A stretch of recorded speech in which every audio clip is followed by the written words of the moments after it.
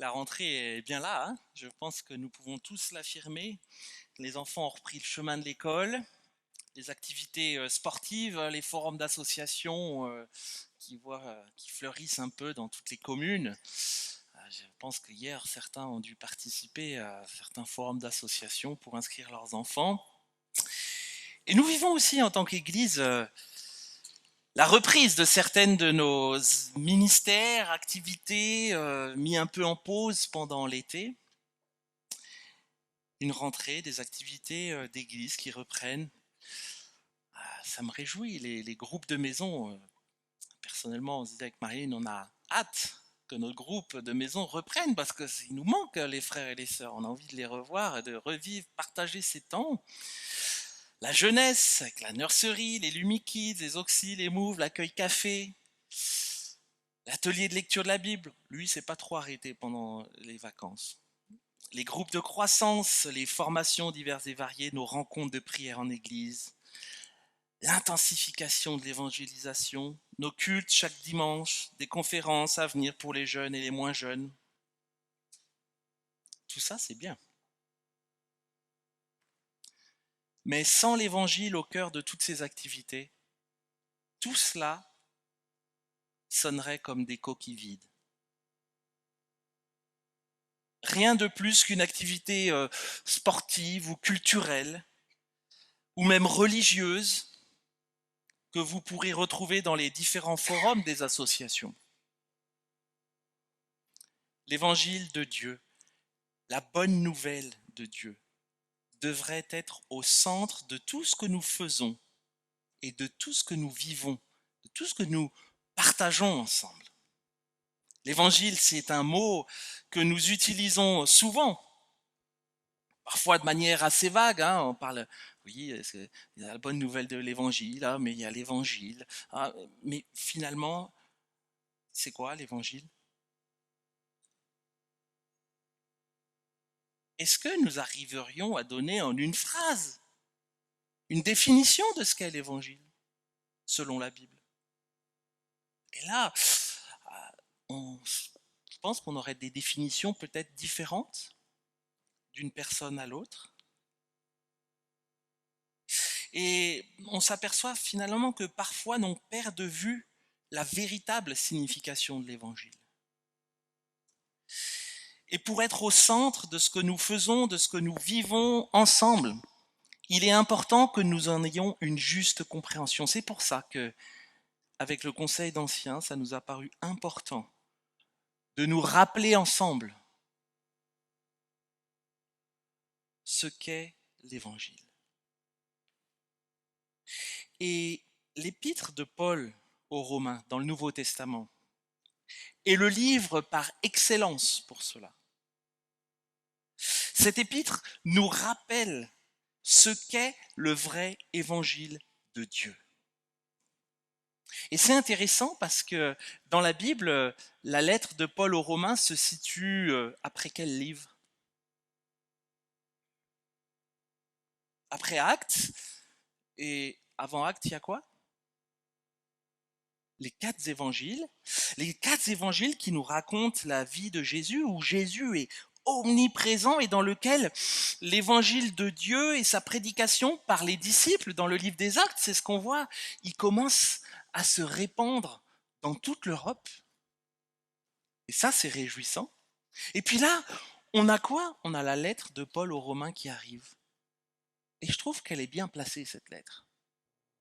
Elle arrive et elle nous donne finalement un rappel, une présentation simple, limpide, claire de tous les principaux thèmes de l'Évangile.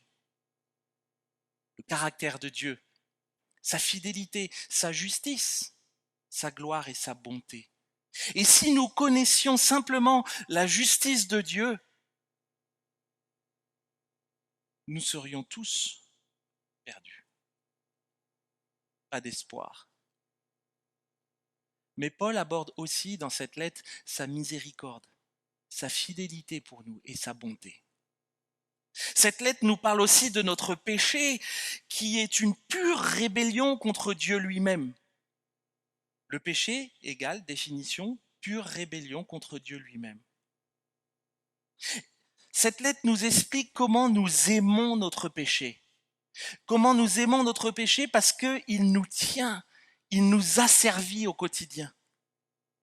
Et Paul ne peut pas parler du péché sans parler de l'idolâtrie.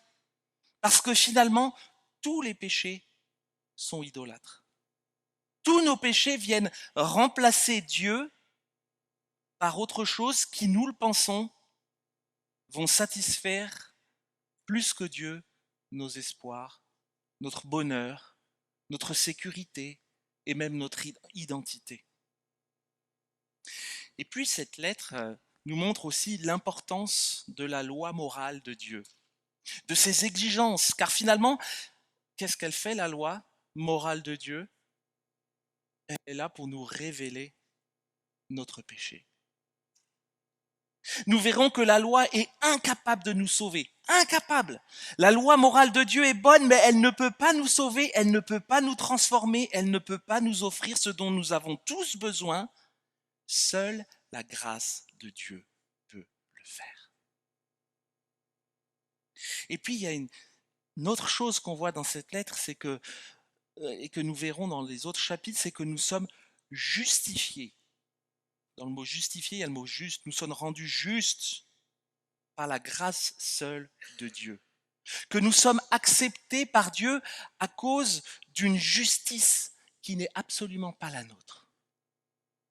Et puis, elle nous parle enfin de ce à quoi ressemble une vie de disciple de Jésus. Vivre des vies façonnées par une consécration totale à Dieu et à notre prochain. Et cette consécration-là, elle découle de quoi? Elle découle, nous dit Paul, de notre amour pour Dieu et de notre amour pour notre prochain. Elle découle du fait que nous sommes aimés par Dieu lui-même. Fondamental, c'est le titre de cette série. C'est le titre qui nous mènera dans un parcours que nous allons aborder avec Thierry, un survol de 8 prédications sur cette épître de Paul aux Romains. C'est dense et on vous encourage à la lire chez vous déjà, à la parcourir. Aujourd'hui, on va parcourir que 17 versets, donc ça va. Mais la semaine prochaine, je vous encourage à le lire avant. Ce sera un peu plus dense que 17 versets. L'épître de Paul aux Romains, c'est l'histoire de l'évangile de Dieu et de ses implications pour nos vies. Comment un Dieu juste justifie par Jésus-Christ et transforme par son Esprit Saint tous les injustes qui se confient en lui. C'est comme ça que j'ai résumé ce livre-là. C'est peut-être perfectible comme résumé, mais je pense que l'essentiel est dit quand même. Ce matin, on va parcourir une première partie de la lettre de Paul. Et dans cette première partie, Paul va se présenter, l'auteur de la lettre, et puis il va présenter aussi ses destinataires, à qui il écrit cette lettre. Et puis il va nous donner une synthèse du message central de cette lettre. Alors je vous invite à lire avec moi, on va lire les 17 premiers versets, Romains 1, versets 1 à 17. Paul, serviteur du Christ Jésus, appelé à être apôtre, mis à part pour l'évangile de Dieu. Cet évangile, Dieu l'avait promis auparavant par ses prophètes dans les Saintes Écritures. Il concerne son fils né de la descendance de David selon la chair et déclaré fils de Dieu avec puissance selon l'esprit de sainteté par sa résurrection d'entre les morts, Jésus-Christ notre Seigneur. C'est par lui que nous avons reçu la grâce et l'apostolat pour amener en son nom à l'obéissance de la foi toutes les nations, parmi lesquelles vous êtes aussi, vous qui avez été appelés par Jésus-Christ, à tous ceux qui à Rome sont bien-aimés de Dieu, appelés à être saints, que la grâce et la paix vous soient données de la part de Dieu notre Père et du Seigneur Jésus-Christ. Je rends d'abord grâce à mon Dieu par Jésus-Christ au sujet de vous tous, parce que votre foi est renommée dans le monde entier. Dieu que je sers en mon esprit, en annonçant l'évangile de son Fils, m'est témoin que je fais mention de vous toujours et continuellement dans mes prières. Je demande d'avoir enfin, Dieu voulant, une occasion favorable d'aller chez vous, car je désire vivement vous voir pour vous communiquer quelques dons spirituels afin que vous soyez affermis, ou plutôt, afin que chez vous, nous soyons encouragés ensemble par la foi qui nous est commune à vous et à moi. Je ne veux pas que vous ignoriez, frères, que j'ai souvent formé le projet d'aller vous voir, afin d'avoir quelques fruits parmi vous, comme parmi les autres nations, mais j'en ai été empêché jusqu'ici. Je me dois aux Grecs et aux barbares, aux savants et aux ignorants. De là, mon vif désir de vous annoncer l'Évangile à vous aussi qui êtes à Rome. Car je n'ai pas honte de l'Évangile. C'est une puissance de Dieu pour le salut de quiconque croit, du juif premièrement, puis du grec. Enfin, la justice de Dieu s'y révèle, par la foi et pour la foi, selon qu'il est écrit, le juste vivra par la foi. Je vais prier. Mon Dieu, mon Père, merci pour ta parole et ce texte. Et je te prie que tu nous donnes à chacun de pouvoir comprendre, saisir le message clair, limpide, central de ton évangile, que nous puissions le comprendre et le vivre, nous l'approprier pour chacune de nos vies. Seigneur, viens à mon aide ce matin, aide-moi à être pertinent, juste, conforme à ta parole dans ce que je vais dire. Au nom de Jésus. Amen. Paul, serviteur du Christ Jésus, appelé à être apôtre, mis à part pour l'évangile de Dieu. C'est une lettre fondamentale dans laquelle Paul, son auteur, c'est assez clair, commence, comme c'est l'habitude à cette époque, par se présenter. Là, il donne un peu un mini CV. Paul, serviteur du Christ Jésus, appelé à être apôtre. Et puis il va quand même aussi donner et justifier le fait de l'importance particulière de sa lettre. Ça va appuyer l'importance de cette lettre qu'il envoie aux Romains. Paul, un apôtre, une personne mandatée, interpellée et envoyée par Jésus-Christ lui-même, alors qu'il se trouvait en route. Pourquoi ? Il se trouvait en route, il avait demandé une lettre pour avoir l'autorisation d'aller martyriser tous les chrétiens qui avaient décidé de suivre Jésus, le Messie promis, et il avait demandé une lettre pour aller les martyriser, les jeter en prison, famille entière, persécutée. Avant d'être disciple de Jésus, Paul était rabbin. Il était rabbin et il a été formé d'ailleurs par un rabbin éminent à cette époque qui s'appelait Gamaliel. Et il était reconnu pour être zélé et Paul enseignait, défendait avec force, violence la loi et les traditions juives. Et il n'hésitait pas donc à jeter des familles entières en prison, à les maltraiter et même à tuer tous les juifs qui décidaient de suivre Jésus. Mais là, il y a Jésus qui est venu à sa rencontre. Une rencontre sur le chemin de Damas qui allait changer le cours de sa vie. Il allait changer le cours de sa vie, mais vous savez quoi ? L'impact que cela a eu résonne encore jusqu'à nous aujourd'hui. Sur le chemin de Damas, Paul se convertit. Il se convertit à Jésus-Christ. Et alors qu'il vient de voir Jésus-Christ, qu'il est juste ébloui par ce qu'il vient de voir, 3 jours après, il est déjà dans les synagogues en train d'aller annoncer et prêcher l'évangile de Jésus-Christ en disant Jésus est bien le Fils de Dieu. 3 jours après sa conversion.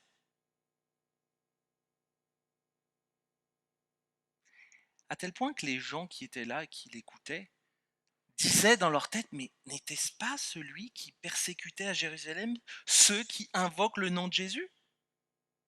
Ils ne comprenaient pas, ils étaient même un peu apeurés par ça. Lorsque Paul s'est converti sur le chemin de Damas, toute sa fougue, toute son énergie, tout son zèle sont immédiatement mis au service de l'évangile de Dieu. Quelques années plus tard, en repensant à cette expérience que Paul a vécue, en repensant à son passé, il dira à Timothée, l'un de ses protégés, quelque chose de beau. Je rends grâce à celui qui m'a fortifié, à Jésus-Christ, notre Seigneur de ce qu'il m'a jugé fidèle, en m'établissant dans le ministère, moi qui auparavant étais un blasphémateur, un persécuteur, un homme violent, mais j'ai obtenu miséricorde parce que j'agissais par ignorance dans l'incrédulité. Et la grâce de notre Seigneur a surabondé avec la foi et l'amour qui est en Jésus-Christ. C'est une parole certaine et entièrement digne d'être reçue que Jésus-Christ est venu dans le monde pour sauver les pécheurs, dont je suis le premier. Paul, serviteur, apôtre, mis à part pour l'évangile de Dieu. Évangile de Dieu, pourquoi? Car Dieu est l'auteur de cet évangile. Il est l'auteur de cette bonne nouvelle. Évangile de Jésus, pourquoi? Parce que cet évangile, cette bonne nouvelle est centrée sur Jésus-Christ, notre Sauveur. Mais bien aimés, vous savez, l'évangile n'est pas une nouvelle mode ou un nouveau message à annoncer. Et vous savez, Paul nous le rappelle ici clairement. Cet évangile a été annoncé il y a des centaines d'années, il nous dit, par les prophètes dans les Saintes Écritures, avant même qu'il s'incarne en Jésus-Christ.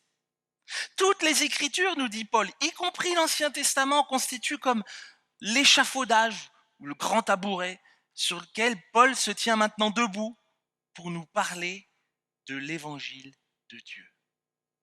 L'évangile de Dieu, on peut le voir au verset 3. Il concerne son Fils, Jésus-Christ. Il n'est pas centré sur nous, cet évangile. Il est centré sur Jésus, son Fils. Il ne s'agit pas d'un concept, il s'agit de Jésus. Et pour comprendre l'évangile, nous devons comprendre qu'il ne s'agit pas d'un message sur nos vies. Ce n'est pas un message sur nos rêves. Ce n'est pas un message sur nos espoirs. Pas du tout. L'évangile, la bonne nouvelle, parle de Jésus. Et c'est ça qui transforme nos vies et tout le reste. L'évangile de Dieu concerne son Fils, Jésus, pleinement homme, nous dit le verset 3. Il nous dit qu'il est descendant de David, le roi d'Israël, le grand roi d'Israël, 1000 ans auparavant. Dieu avait promis à David que de sa famille naîtrait le roi, l'ultime, le définitif, Jésus-Christ. Et la vie même de David, son règne, ses souffrances, sa gloire est préfigurée à bien des égards celle de Jésus. L'évangile de Dieu concerne Jésus, son Fils, pleinement homme, mais aussi pleinement Dieu. Et c'est ce qu'on voit au verset 4. Il est déclaré Fils de Dieu avec puissance, selon l'esprit de sainteté, par sa résurrection d'entre les morts. Le Fils de Dieu s'est fait homme, Jésus. Il a connu la pauvreté. Il a enduré le rejet. Et il a subi la mort. Mais cette mort, il l'a définitivement vaincue en ressuscitant. La résurrection nous montre non seulement que Jésus est bien le Fils de Dieu, mais aussi qu'il est le Fils de Dieu en puissance. Il est le Fils de Dieu en puissance. Jésus-Christ, notre Seigneur. L'évangile de Dieu est à la fois une déclaration du règne parfait de Jésus, mais c'est aussi une invitation pour chacun de nous qui voulons le suivre à nous soumettre à ce règne parfait. Et c'est cet évangile-là que Paul nous annonce. C'est ça le vrai évangile. C'est par Jésus-Christ que nous avons reçu la grâce et l'apostolat pour amener en son nom à l'obéissance de la foi toutes les nations, parmi lesquelles vous êtes aussi vous qui avez été appelés par Jésus-Christ. L'appel de l'évangile, c'est obéir à Jésus notre Seigneur et c'est lui faire confiance. C'est vivre, comme le texte dit, selon l'obéissance de la foi. Qu'est-ce que Qu'est-ce que cela implique concrètement dans nos vies? C'est ce que Paul va développer dans la deuxième partie de sa lettre aux Romains, qu'on abordera ensemble de manière plus précise et concrète. Mais il me semble important de clarifier dès à présent quelque chose d'important ici. Paul ne dit absolument pas aux non-chrétiens que pour être sauvés, ils doivent avoir la foi et obéir. Comme si ces deux choses étaient nécessaires pour être en règle avec Dieu. Notre obéissance à Dieu vient de la foi que nous avons en Dieu. Elle est une conséquence de notre foi et non pas une condition pour obtenir le salut que nous avons en Jésus. Martin Luther, un moine allemand, pour qui cette lettre de Paul a eu un grand impact. C'est de là qu'est né le protestantisme, notamment avec Calvin. Il dit que nous sommes sauvés par la foi seule. Et il rajoute quelque chose de très intéressant, il dit que la foi qui sauve, elle n'est jamais seule. Elle n'est jamais seule parce qu'elle engendre finalement, on comprend bien, une obéissance reconnaissante, joyeuse, confiante.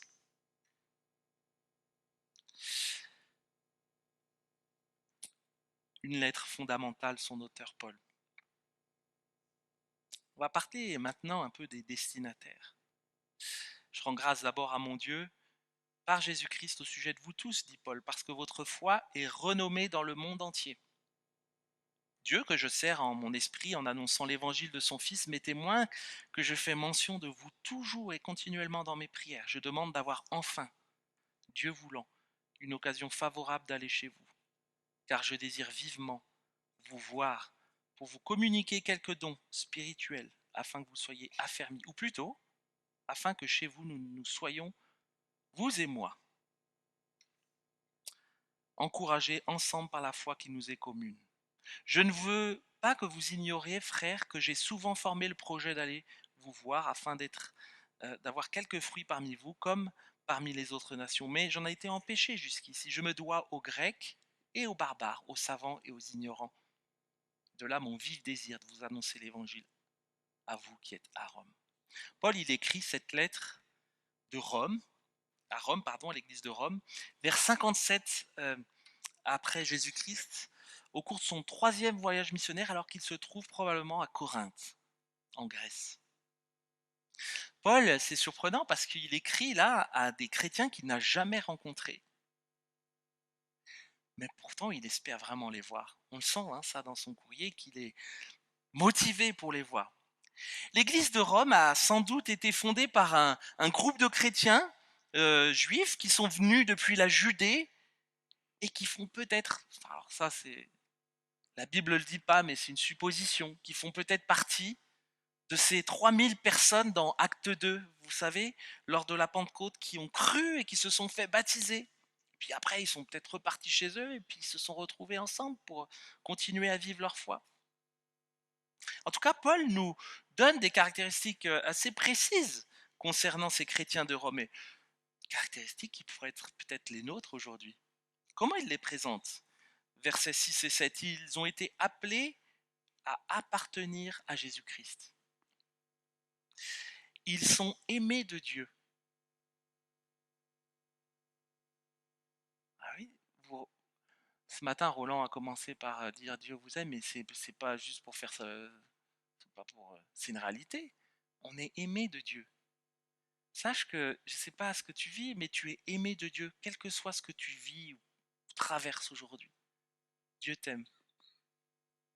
Ils sont appelés à être saints, littéralement mis à part, purs.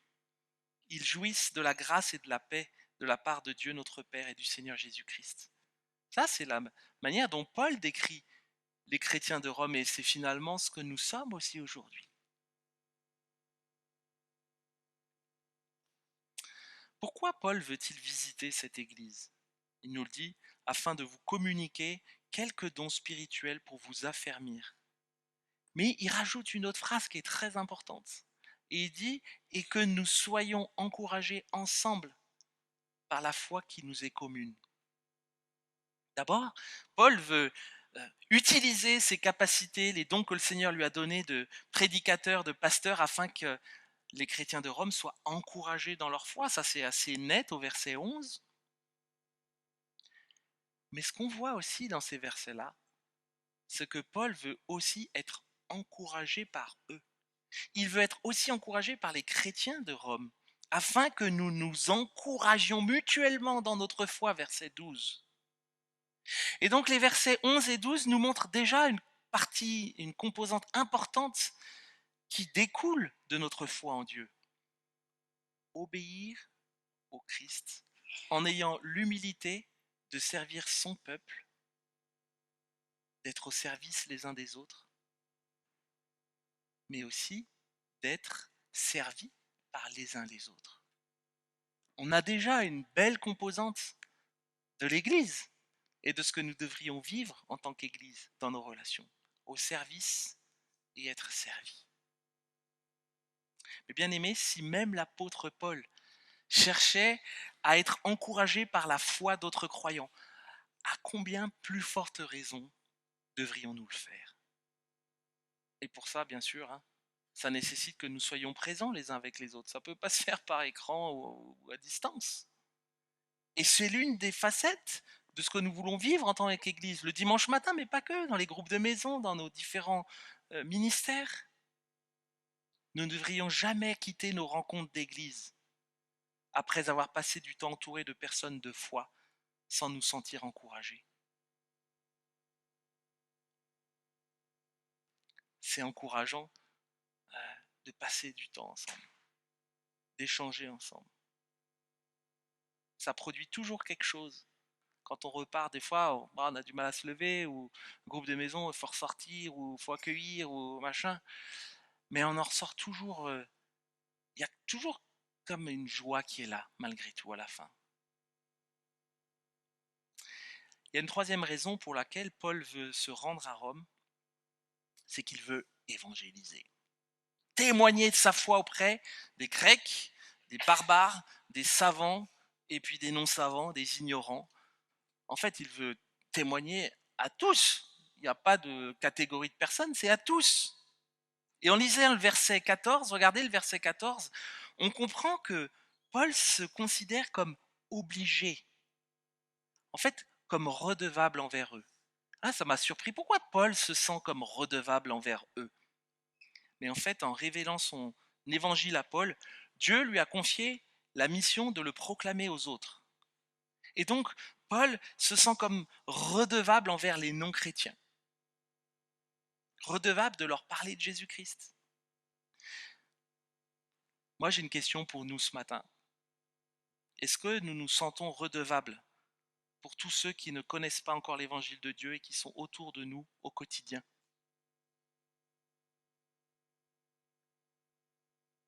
Que nous les aimions ou pas? Est-ce que nous nous sentons redevables?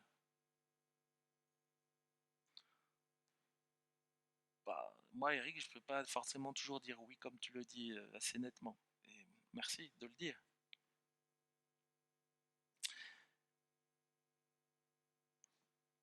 Si nous ne nous le sentons pas ou pas entièrement, sachez que nous le sommes.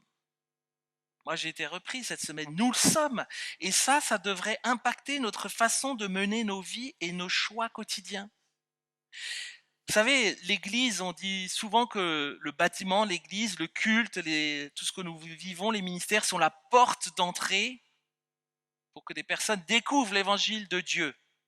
Et c'est vrai, c'est bien. Je pense que c'est important. Mais je me pose la question, franchement, est-ce que c'est le moyen le plus efficace? On n'a pas besoin d'emmener les gens dans un bâtiment pour que d'autres découvrent l'évangile de Dieu. Nous sommes tous, chacun, censés le refléter dans nos vies quotidiennes. Et franchement, on n'a pas besoin d'attendre un événement pour que nos amis, nos collègues, nos voisins voient la gloire de Dieu. Nos vies sont l'affiche de l'évangile de Dieu. On est les pierres vivantes, nous dit la parole de Dieu. Pas le bâtiment, pas nos programmes ou ce que nous pouvons proposer. Franchement, vous pensez que les personnes qui ne connaissent pas l'évangile au Mai et dans la région, est-ce que vous pensez franchement que ces personnes, elles vont venir la semaine prochaine au culte? Moi, je vais vous dire franchement, je pense pas. Je pense pas et je pense pas non plus qu'elles vont venir en semaine dans nos différentes rencontres. La réalité, vous savez quoi, c'est que la majorité d'entre eux ne viendront pas dans ce bâtiment une fois par semaine, mais beaucoup des habitants du Mets et de la région vont par contre côtoyer l'église toute la semaine. Pourquoi? Parce qu'ils vont nous côtoyer toute la semaine. Nous sommes l'église. Ils vont nous côtoyer toute la semaine, à l'école, avec les parents, des copains, des enfants, les maîtresses, les collègues, au bureau, à la machine à café, dans nos familles, le marchand, l'épicerie, etc. Tous ces gens-là,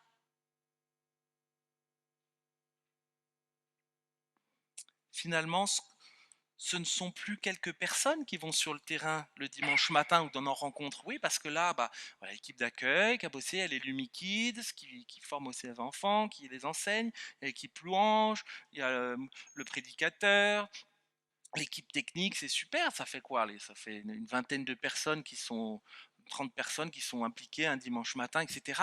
Mais c'est super. Mais là, devant moi, ce matin, on est plus de 200. C'est plus de 200 personnes qui sont équipées. Et c'est pour ça qu'on enseigne. On veut nous équiper mutuellement et envoyer par Christ à prêcher l'évangile de Dieu toute la semaine par nos vies, là où nous nous trouvons.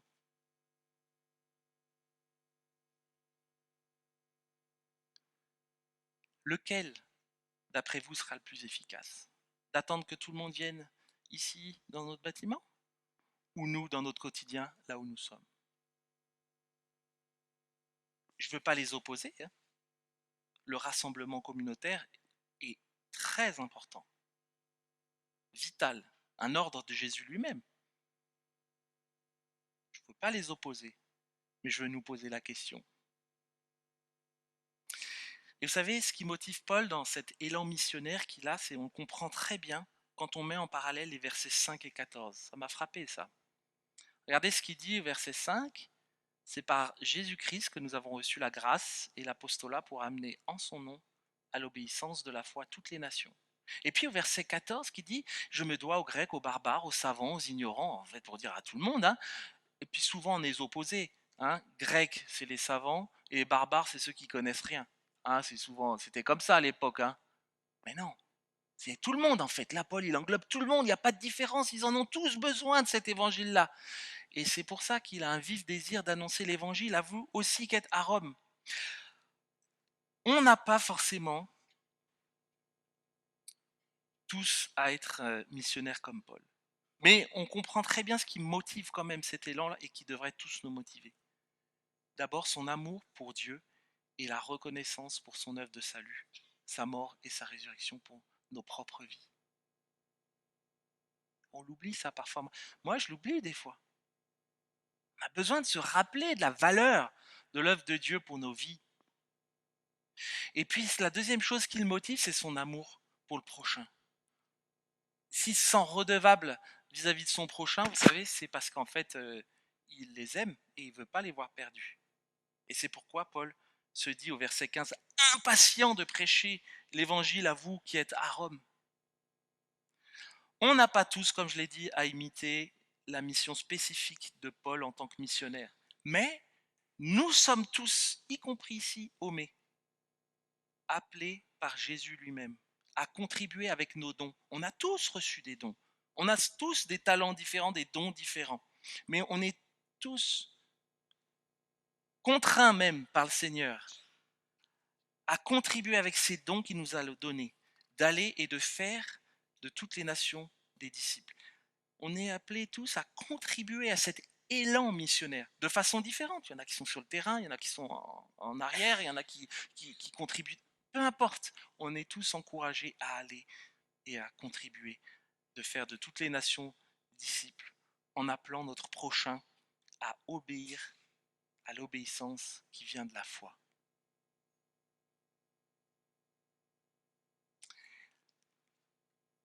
Une lettre fondamentale, son message, et vous savez, ça, vous pourriez l'apprendre par cœur, parce que c'est, je pense, une bonne synthèse de ce qu'est l'Évangile. Parce que ça peut vous aider si on vous demande c'est quoi l'évangile. Vous apprenez ça par cœur, avec ce que ça veut dire derrière, bien sûr. Ça vous donnera une bonne base. Car je n'ai pas honte de l'évangile. Je ne sais pas pour vous, mais quand on partage... pourquoi est-ce que... Ça vous est déjà arrivé quand vous avez une personne à côté de vous, vous sentez comme quelque chose que vous dites, mais j'ai envie de lui parler de Dieu, etc. Puis vous ne faites pas. T'es comme... Bah, moi, ça m'arrive souvent, je vous le dis. Non, mais t'es là, t'as envie. Non, mais il faut que je lui parle de Jésus, là. Là, j'ai envie de lui parler de Jésus, etc. Mais t'es comme retenu. Ben, en fait, c'est la honte, en fait, parce que c'est tellement énorme comme truc qu'il y a comme une honte. Mais en fait, c'est tellement énorme. Et Paul, il dit, bah, moi, j'ai pas honte. Je n'ai pas honte de l'évangile.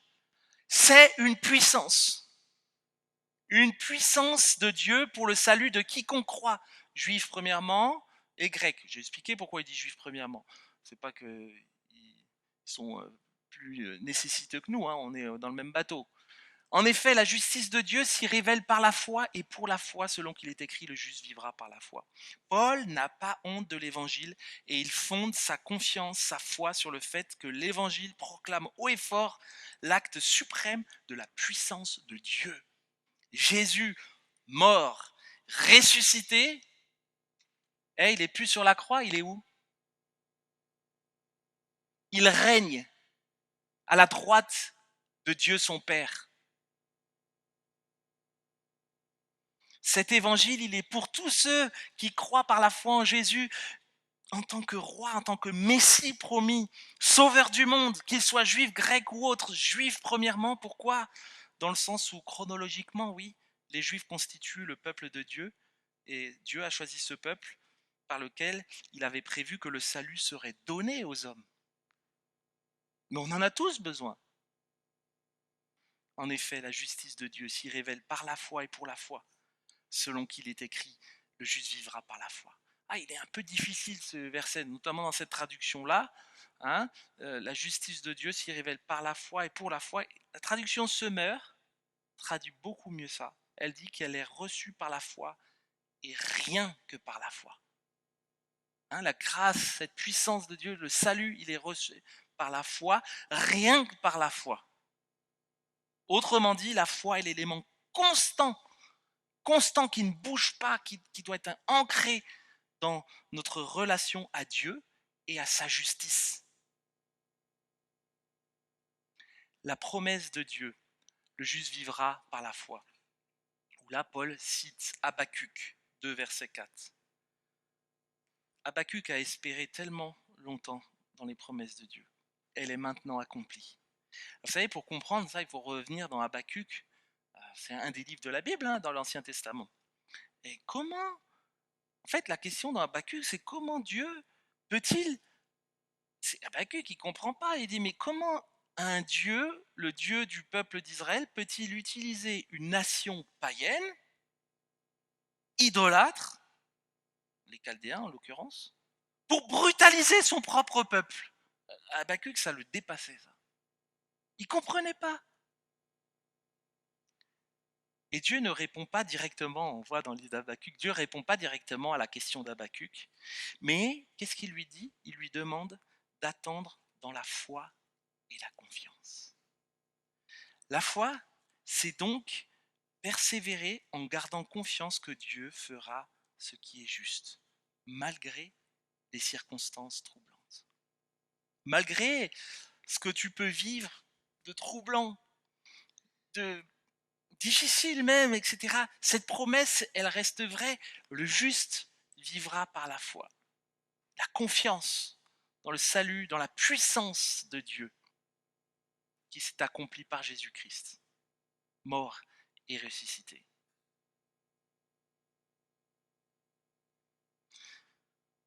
Je n'ai pas honte de l'évangile. C'est une puissance de Dieu pour le salut de quiconque croit, du juif premièrement puis du grec. En effet, la justice de Dieu s'y révèle par la foi et rien que par la foi, selon qu'il est écrit, le juste vivra.